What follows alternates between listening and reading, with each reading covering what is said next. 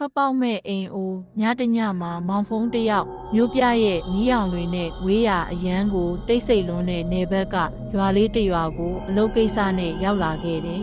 ။သူရဲခိုရတဲ့အိမ်ကရွာအစွန်မှာရှိတဲ့တစ်သားအိမ်အိုကြီးတစ်လုံးပေါ့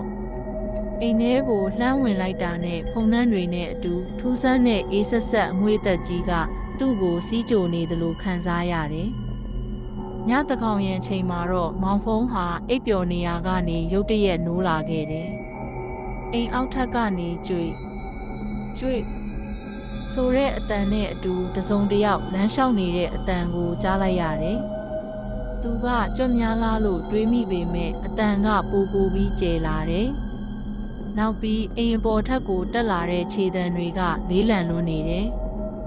သူအခန်းတကားကိုအသာလေးဟာပြီးအပြင်ကိုချောင်းကြည့်လိုက်တဲ့အခါအမှောင်ထဲမှာအရေးမေးကြီးတစ်ခုဟာလှေကားထိပ်မှာရက်နေတာကိုတွေးလိုက်ရတယ်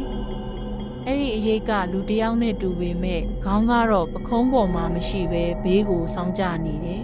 ။မောင်ဖုံးကြောက်လွန်းလို့အသက်ကိုခက်မှန်မှန်တောင်မရှူရဲတော့ဘူး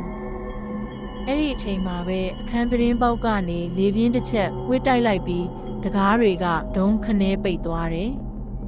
အမှောင်ထဲမှာအတန်တစ်ခုကသူ့နားလေးကနေကပ်ပြီးငါအိမ်ထဲကအခုထွက်သွားလို့တိုးလေးကပ်ပြောလိုက်သလိုခံစားလိုက်ရတယ်။မောင်ဖုံးတုံရင်နဲ့ဓမီကိုဖွင့်ကြည့်လိုက်တဲ့အခါသူ့ရှေ့မှာဘယ်သူမှမရှိတော့ဘူး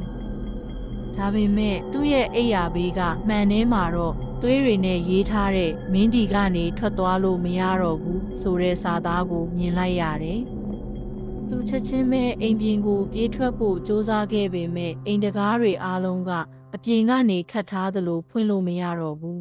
။အိမ်ထဲမှာရှိတဲ့ပရိဘောဂတွေကလည်းသူ့ဘာသာသူလှုပ်ရှားလာပြီးအခန်းထောင်တွေကနေရေတံစူးစူးတွေထွက်ပေါ်လာတယ်